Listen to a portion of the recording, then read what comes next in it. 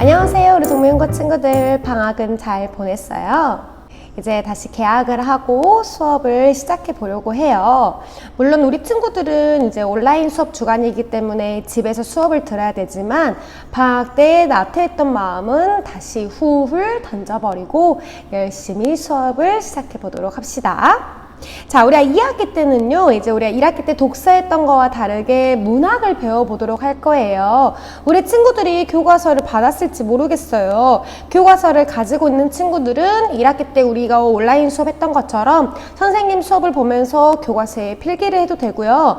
아직 교과서를 받지 못한 친구들은요, 학교 와서 교과서를 받게 되면 그때 선생님 수업을 다시 복습하면서 필기를 옮겨 적으면 되겠죠. 동일하게 우리가 했던 것처럼 하면 돼요.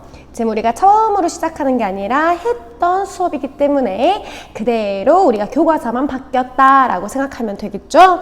자, 그래서 비상교육 문학 같은 경우에는요, 표지가 굉장히 또 이뻐요. 파스텔 톤? 에메랄드 그런 색깔의 교과서고요. 문학이라고 적혀져 있습니다. 그래서 우리는 2학기 때 선생님과 같이 재미있게 문학 수업을 해보도록 합시다. 자, 그래서 오늘은요 8쪽부터 시작을 해볼게요. 대단원 길잡이. 자, 대단원 길잡이 가기 전에 우리가 일단은 어떤 걸 배울지 한번 볼까요? 문학의 본질이에요. 그래서 문학의 미적 기능, 그 다음에 문학의 인식적 그리고 윤리적 기능, 이렇게 해서 우리가 배워보도록 할게요. 그래서 대단원에 어떤 걸 배울 거냐라고 이 1단원의 대단원 길잡이를 봐봐야겠죠. 문학이란 무엇이고 문학은 어떤 기능이 있을까? 자, 한번 읽어볼까요?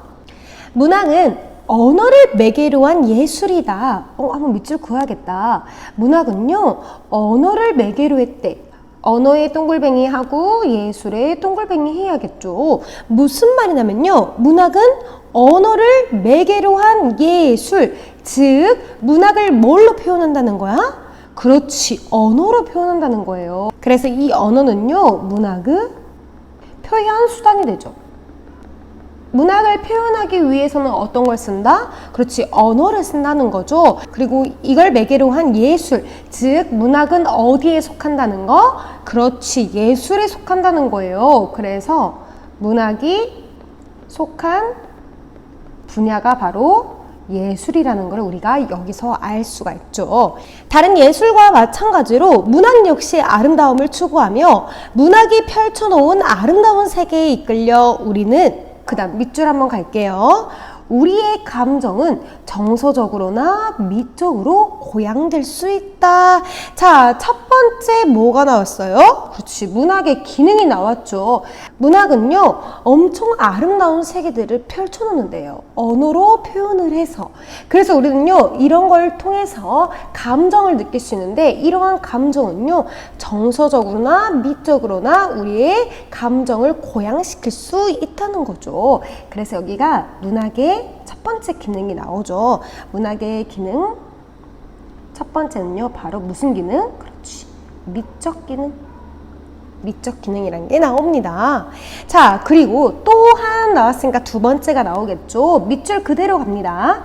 문학은 인간 세계에 대한 이해를 돕고, 이게 두 번째예요. 왜냐면 쉼표가 있으니까. 그 다음 삶의 의미를 깨닫게 한다 라고 되어 있어요. 여기에 문학의 기능 두 번째는요, 바로 인식적 기능이에요. 인식한다 라는 거죠. 인식적 기능 첫 번째, 두 번째가 뒤에 있거든요. 그래서 인간 세계에 대한 이해를 돕는 거 첫 번째. 그 다음에 삶의 의미를 깨닫게 한다. 삶과 관련돼서 어떤 의미를 우리한테 부여할 수 있다는 거죠. 이거는 문학의 기능 세 번째. 어떤 기능이냐면요, 우리가 아까 1단원에서 뭐와 뭐를 배울 거야 라고 했었어요. 뭐야? 첫 번째 미적 기능, 두 번째 인식적, 윤리적 기능을 배울 거라 그랬어. 그러니까 여기는요, 윤리적 기능이에요. 윤리적 기능. 여기도 첫 번째가 돼요. 그러니까 선생님이 아까 첫 번째 할 때 어디였냐면요, 여기 문학의 본질 할 때 문학의 미적 기능도 배우고 인식적, 윤리적 기능도 배운다 그랬잖아요. 이 얘기를 지금 하고 있는 거예요. 그래서 우리의 감정, 미적 기능, 그 다음에 인간 세계에 대한 이해, 인식적 기능, 삶의 의미, 윤리적 기능 이렇게 배운다는 거죠. 자, 계속 읽어볼게요. 문학을 통한 간접적인 체험은 이게 무슨 말이냐면요. 일제강점기 같은 경우에는 우리 친구들이 겪어볼 수 없었잖아요. 그러나 문학을 통해서 이 글을 읽음으로써 우리가 이때 당시에 느꼈던 상황, 그 다음에 느낌 이런 것들을 간접적으로 체험해 볼 수 있다는 말이에요. 자, 우리가 살고 있는 세계를 여기 보이죠? 밑줄 해야겠어요. 우리가 살고 있는 세계를 폭넓게 바라보게 해주며 쉼표 있으니까 끊겠죠. 그 다음 우리를 깨우쳐 바른 삶의 길을 걷게 한다. 여기까지 정리를 하면요. 여기는 기능 네 번째이면서 세계를 폭넓게 바라보게 해준다. 그렇죠. 인식적 기능이죠. 인식적 기능 몇 번째? 그렇지, 두 번째. 그 다음에 우리를 깨우쳐 바른 삶의 길. 이거 뭐야? 그렇지, 윤리죠. 우리 윤리에서 이런 거 많이 배우잖아요. 그래서 윤리적 기능 두 번째가 되겠죠. 이렇게 정리를 하면 되겠죠.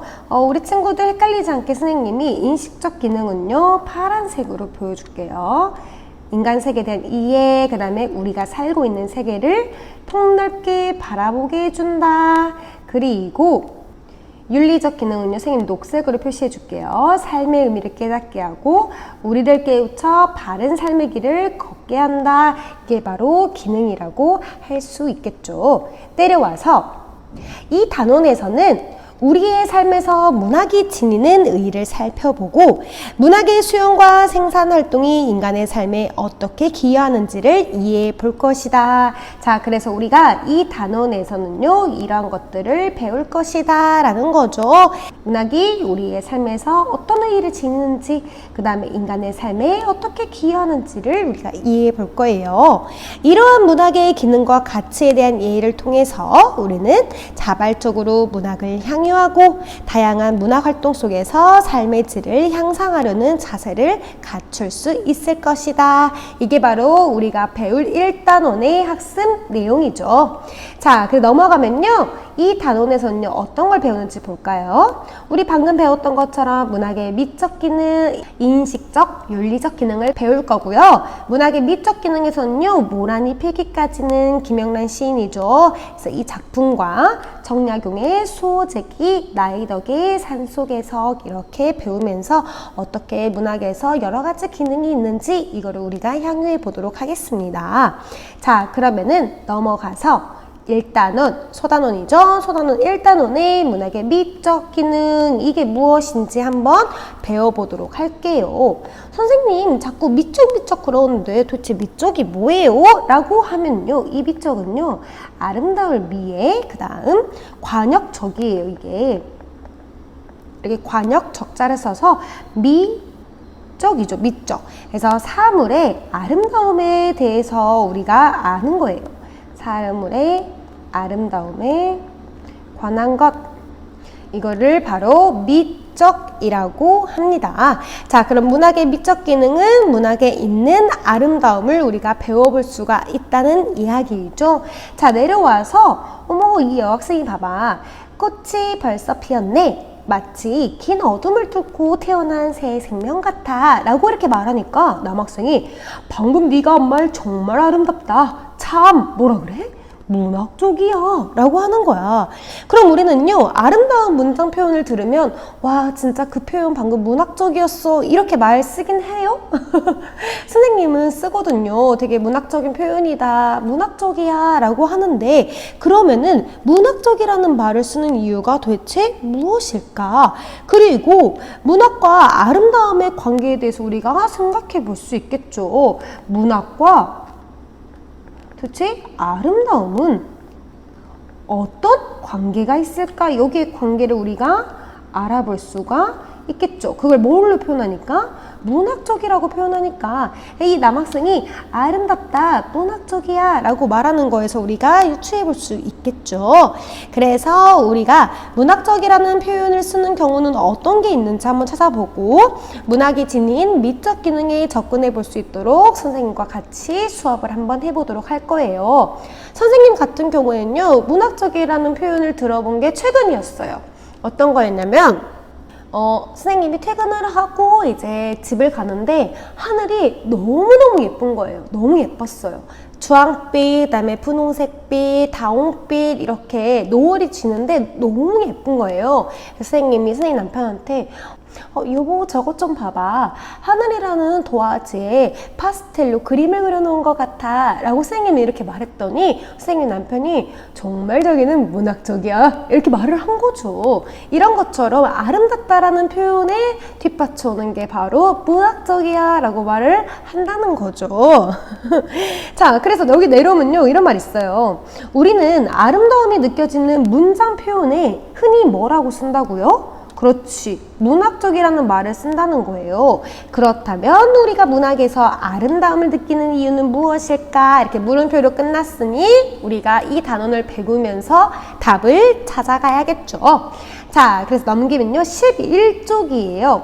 우리는 모란이 패기까지는 이라는 김영란 시인의 작품을 같이 살펴보도록 할 거예요. 자, 그러면은 이 옆에를 한번 읽어볼까요?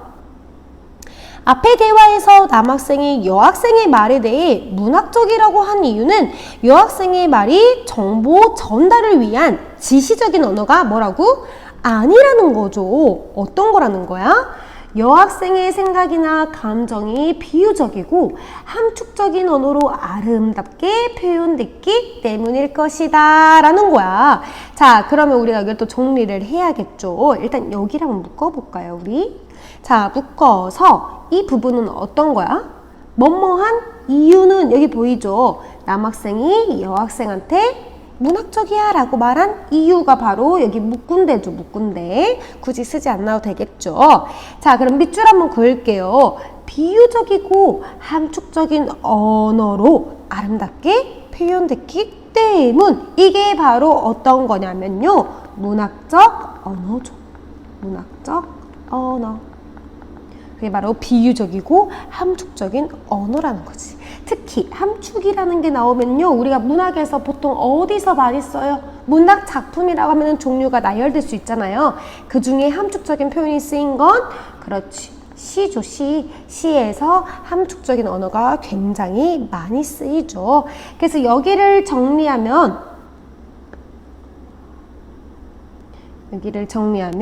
문학적이라는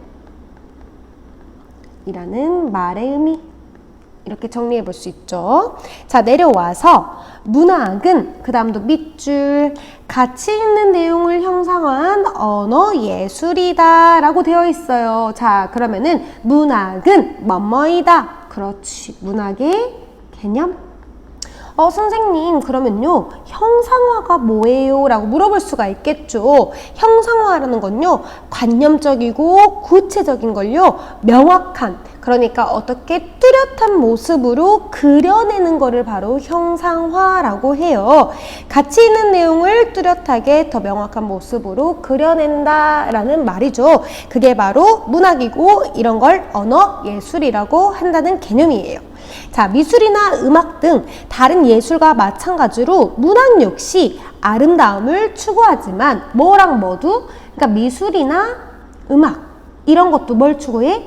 아름다움을 추구해. 이거는 문학이랑 같은 공통점이죠. 그렇지만 다른 이야기가 나오겠죠. 언어를 표현 수단으로 한다는 점, 이게 다르다는 거예요. 그러니까 밑에다가 정리를 하면요, 다른 예술과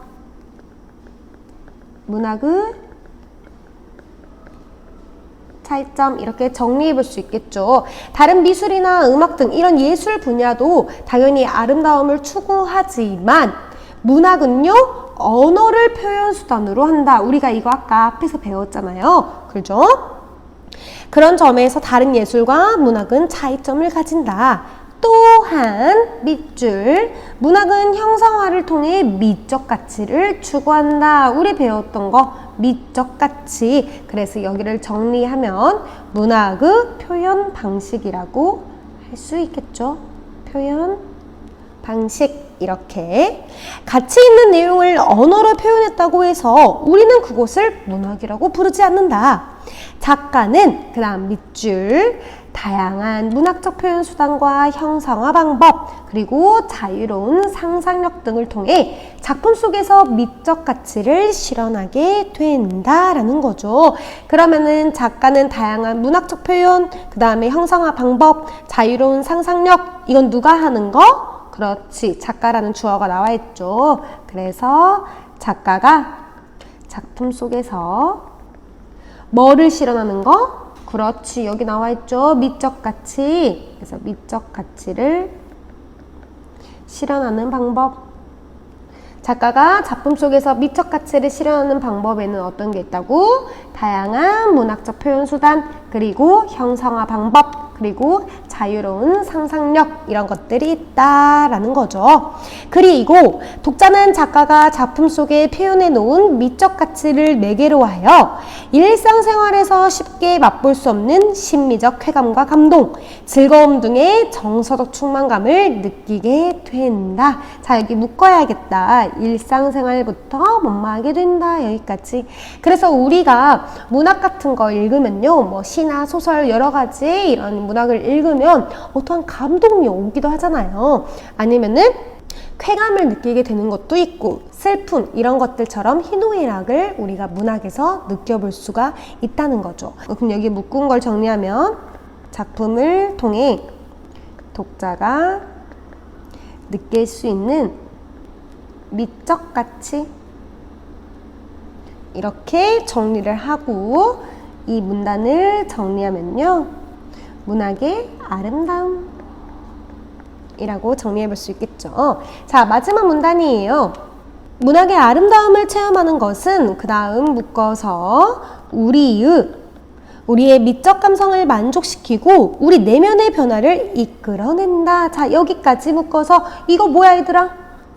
뭐라고 정리해 볼 수 있겠어요? 이게 바로 문학의 미적 기능이죠. 방금 선생님 여기 묶은 거, 이게 바로 문학의 미적 기능이죠. 선생님이 다른 색깔로 정리를 한번 해줄게요. 이 부분이 바로 문학의 미적 기능이다. 그러므로 문학을 통해 삶의 진정한 아름다움을 발견하고 경험한다면 우리의 삶은 정서적, 미적으로 보다 풍요로워질 것이다 라는 거죠.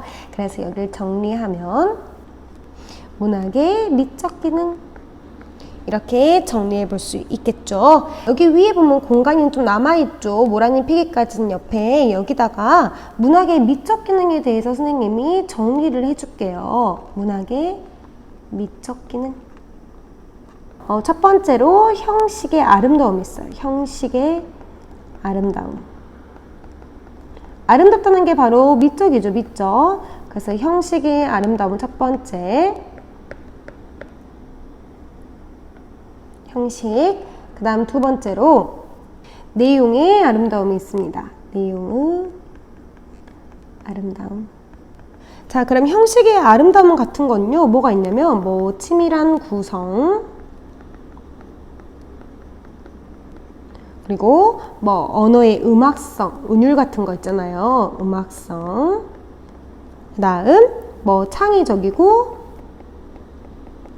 독창적인 표현, 이런 게 바로 형식의 아름다움이죠. 이런 데서 느낄 수 있는 게 바로 형식의 아름다움의 미적 기능이에요. 문학에서. 자, 내용은 어떤 거겠어, 우리가?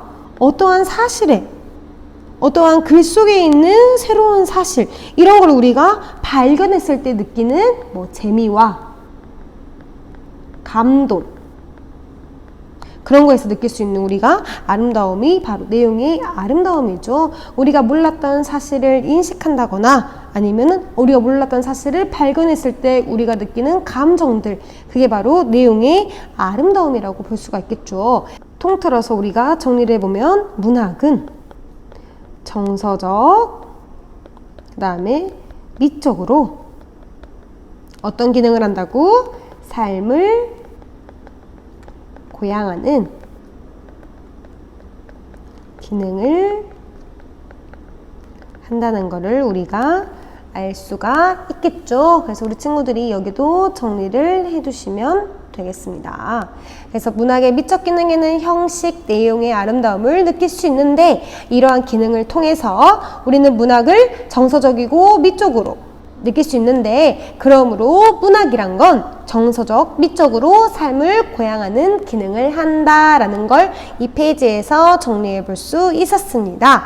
자, 그래서 다음 시간에는요, 우리가 여기 김영란 시인의 모란이 피기까지는 이 부분을 우리가 배워보도록 하겠습니다. 오늘 수업은 여기까지고요.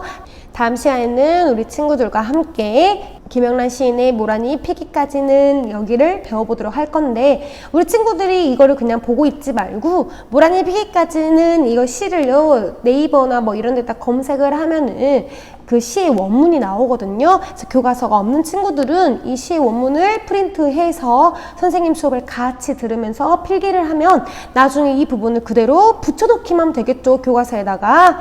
그래서 준비물은 시 혹은 교과서, 필기도구 준비해 놓고 선생님 수업을 기다리면 되겠습니다. 그럼 우리 다음 시간에 봐요. 안녕!